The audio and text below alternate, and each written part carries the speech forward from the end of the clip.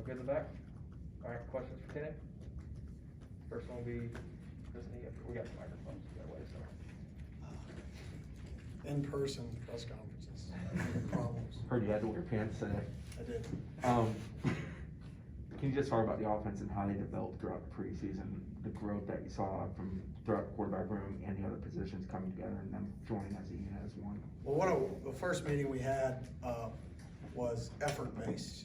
You know, when people put on the tape, we wanted to make sure that everybody understands that we're going to give an extreme amount of effort every single time we take the field, and that we're going to play smart. And I thought throughout camp, you could see those two things show up. You could see our guys take pride in those two things. And anytime you want to be a good offense, right, you have to be efficient or explosive. You can't lack one or the other. Either you have to be one of the most efficient offenses in the country where you can't bite yourselves in the foot, or you have to be one of the most explosive offenses in the country so where you can overcome those, you know, inefficient plays and those negative plays. I think this offseason we've shown a little bit of both. We've shown a little bit of, we've become more explosive than we were last year, but on the same token, we're a little more consistent. You know, our guys know what to do. Yeah, we still have false starts. Every team in the country does. We want to have 0, right? That's our goal, but at the same time, you know, we have improved drastically in that category. So those would be the two categories for us. In terms of quarterback, I think just the understanding of the offense, the understanding of what we're trying to get accomplished. And I know it sounds fundamental, but the understanding of football, like it's 4 verticals. Why are we running 4 verticals? What is the scheme behind it that everybody in the country runs? Why is this a play that everybody in the country runs, right? It's just why do teams play cover 3? Why do teams match verticals? Why do teams bring field blitz, boundary blitz? What are the weaknesses, right? The big picture football philosophy for those guys. So when we get into a game week, it's not what player are we installing, it's this is what we're running, and this is why, because of this, right? We're picking plays from our arsenal. We're not just grab bagging a game plan, so. All right, next will be Gene over to your right. Hey Kenny, how you doing? Phenomenal, how are you? Good. I'm doing pretty well, thank you. I want to ask you about the preparing for Notre Dame. New defensive coordinator Marcus Freeman comes over from Cincinnati. How much time you spent studying, obviously Cincinnati tape the last several months, and then what are some tendencies maybe you can share with us? What's something that stands out about his defenses? A lot of tape to answer that question. And he's a phenomenal football coach. I mean, there's a reason he was the most sought out defensive coordinator in the entire nation last year. Is because he's a phenomenal football coach. And he did a phenomenal job at Cincinnati. And what stands out is his guys play super, super hard. They play aggressive, right? They don't let offenses dictate to them. They try to do the dictating too. And you can hear him talk about that. He wants to play defense like offense plays offense. He wants to be the guy that makes the calls. He wants to be the guy that imposes the will, right? But for us, it's not really about them. It's about us. And if we can go out there and we can execute, if we can go out there and we can be efficient, if we can go out there and we can win one-on-ones in certain situations, and we're going to get one-on-ones. I mean, that's what they do, right? They win one-on-ones. Up front, they force one-on-ones with their movement and their pops and their pressures. In the back end, they give one-on-ones. So that's going to be the game. It's kind of boring to say, yeah, it's a game of football. It's going to come down to one-on-ones, but at the end of the day, that is what football is. It comes down to a game of one-on-ones in the core, in the box, and then the quarterback's trying to find the best one-on-one possible that gives the best opportunity to be successful. All right, we'll go to the back right corner to Aslan. Can you talk about that sort of balance between explosiveness and consistency? When you guys are able to win on first down, it just seems to be so much more explosive and dynamic. Does Jordan have a better understanding and grasp of how important it is to win first and second down, or are you guys at a point now where you're even confident the way he can handle 3rd and long? Yeah, I mean, obviously you want to be in 3rd and short situations. Just statistically amongst all college football, I mean, those are a lot higher conversion rates. So the most important play in a drive is the first play, right? P and 10s, possession and 10, right? That is the most important play. Possession and 10 and plays after big plays. You know, if you can be successful after a big play on a 1st and 10, or you can be successful your first play of a drive, those are what gets you into a rhythm offensively, because both teams come off the sideline with a plan for the first play. the perfect plan. Both coaches feel great about the first call on the first play of each possession, right? It's what team executes on that first play and what team has success on that first play can really, really affect a drive, like you're saying. And getting off to that good start, right, keeping us out of those bad down and distances is something that we're preaching hard on. And in terms of if we get into a 3rd and long, I do have a lot of confidence in our quarterbacks and our offensive line to protect and our wideouts to win one-on-ones and our tight ends to win one-on-ones, to go out there and be in a situation where I don't think, oh, we just need to call a screen. We can actually be aggressive, throw the ball downfield, and convert. Stay on the right side for Ira. Last year, you guys, due to a variety of circumstances, had to play a lot of different receivers with varying results. How much progress has that room made over the last year, and what are you excited to see out of them on Sunday? A ton. I mean, a ton of progress. Those guys just come to work. I mean, we've added some players to that mix too that are talented. So when you add a mix to that talent level, it allowed us to kind of shake up where those guys played a little bit. You know, not everybody is the boundary X receiver. Not everybody is suited to be the number 1 receiver to the field and get pressed every play all game. Because that's what teams do to number 1 receivers to the field now. They remove them, they play press, and they say, let him beat you, right? So not everybody's suited for those roles. However, sometimes that's just the best you have that year to put in those roles. I think this year, more than last year, we've been able to move our guys around because we've had, 3 players come in that are going to have significant minutes at the wideout position that are going to allow us to move some of those guys around into more natural positions for them, into something to where they're not being jammed every snap, or something to where they can get free releases.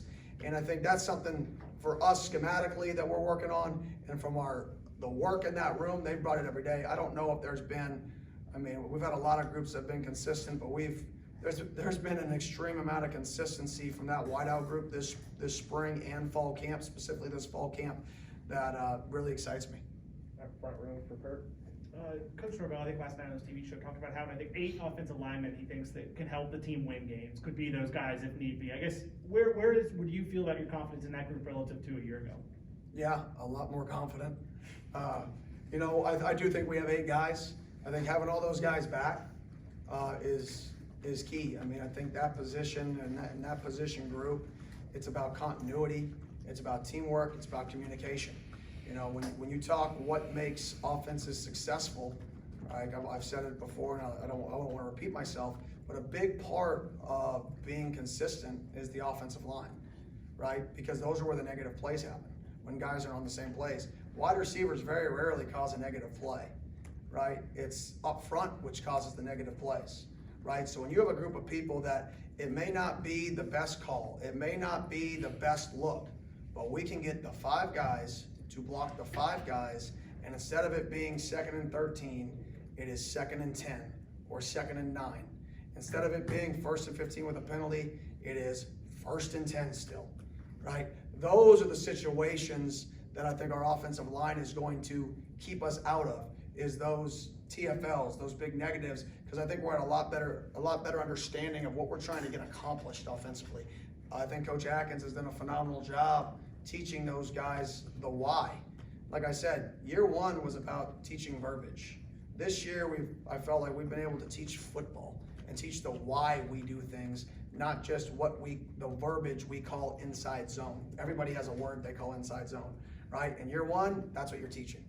In year 2, you're teaching the football. So I'm really happy with those guys, and I do believe we have 8, maybe 9. Right next to be Gene over here on your right. To your right. Over here. Kenny, with that running back room is pretty full right now. You got DJ Williams transferred in, Trayshawn Ward had a great camp. Obviously, how do you handle the rotation going in, and then once you get into a game, is it basically hot hand, or how are you going to handle all those guys? We have a specific plan for how we're going to get those guys touches.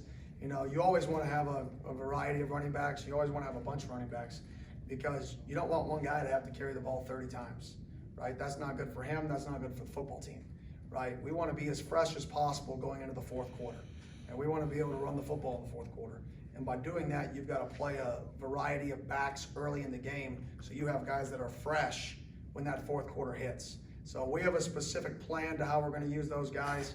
And to your token, there is some, if there's a hot hand, right, you're going to keep feeding the hot hand, right? But at the same time, we've got a bunch of guys that I think are gonna be very successful and have the tools necessary to be successful. So I think it's a combination of the hot hand, but at the same time, sticking to the plan to make sure we get guys rested and healthy and fresh going into that third and fourth quarter.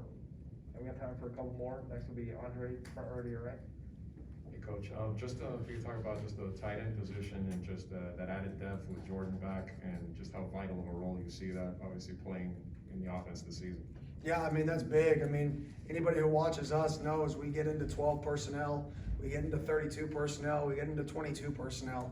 And having a guy like Jordan, who's a veteran, a big, put his hand in the dirt tight end, along with everybody else in that room coming back, once again, that's just an influx of talent into that room. We didn't lose anybody, we just influxed the talent. I don't even know if that's a word, but you know, the way I said it, but it works. But I mean, I'm fired up about him. I mean, that's a guy who, you talk about his story, transferring here, getting hurt, getting a 5th year back, the COVID year back, and just the mentality he's had this last year to get back. You know, that's a dude you can trust when he goes on the field, because he's put in the work and he's been determined to get to this point. Everything this last year has been for this point, right? For what we're about to do on Sunday. And that's a guy you can have great faith in and great trust, because you know the work he's put in every single day to get himself back for this moment. And we'll go to Aslan in the back right corner. You guys will have a few more days here to practice before Notre Dame. Will you learn anything from your quarterbacks, you think, during the next few days that'll change your guys' minds in terms of how you want to utilize your quarterback? I don't know about that. It's just good for our guys to get out there and run a game plan. You know, when you're running your plays and you're playing your defense every day, you know, it's a little bit of, you know, monotony to it, right? You know, based off this safety's mannerisms or this linebacker's mannerisms, you kind of have a feel for what's happening when you play your same guys every day. So the game gets super easy in fall camp, in my opinion, right? For those quarterbacks, because you're like, oh, he's bluffing, right? Or, oh, he's spinning, he's rotating, oh, they're bringing boundary pressure. Because you're just so used to those guys' mannerisms and their alignments, right? When you go into a game week, you've got to be able to translate what you see on the field, right? Or what you see in the film room to the field, and you really only have a couple days to do it.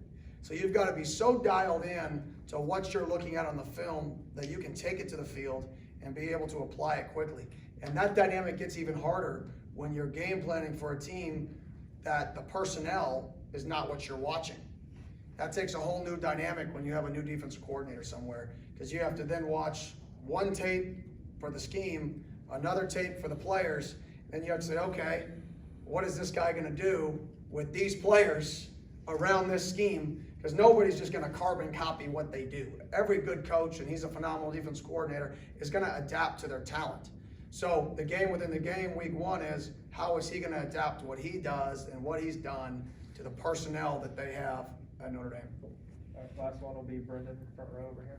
Going back to the offensive line, Kenny, can you discuss the maturity and the experience that both Dylan Gibbons and Devontae Taylor have brought to that group? And then secondly, when you're deciding like the right combination, the 5 of them, do you put, is it like where Dylan Gibbons plays best, or is it like more collective for that entire 5? Well, obviously, those two, it's huge having guys that have played a lot of football. You know, what people forget is offensive line is such a reactionary position. It's probably more reactionary than any position on the field, O-line and D-line, because you're 3 inches, 4 inches away from each other. And who you block changes based off of what somebody does that far away from you. One person goes that way, you're up to the backer. One person goes that way, you're down on a double team, like that. So in order to train those movements, right, you need reps. So having those veterans and those guys who have played snaps and been around a lot of football, right, is huge, going back to not taking TFLs, being able to handle movements, because they've seen the movements full speed so much. They've seen such variety of movements. What they've seen is not something that's, oh, I've never seen that yet. Or I haven't seen that at that speed. Because you can't always replicate movements, you know, in practice at the speed you're going to see them in the game. But those guys that have played games, those guys that have been around football for a long time, they're used to those fast, quick, twitchy movements, and what is their initial reaction? Because that's the key. You can't think. You've got to react to the movement, right? You can think pre-snap based off what you think they're gonna do based off a film study, but at the end of the day, you're gonna have to react to the movement that they make. And then in terms of us up front, like I said, I think Coach Atkins has done a phenomenal job, and I'm fired up for where that group is heading. And we're gonna put the 5 guys on the field to make the football team best in those 5 positions. It's not he is the best this or he is the best that, is what is the best combination of the 5? What is the best combination of the 6 or the 7 that may maybe rotate, or the 8? Whatever that is, it's gonna be what is the best for the football team, not the best place for the individual player. All right, thank you, Coach. Thank you. See y'all later. See ya.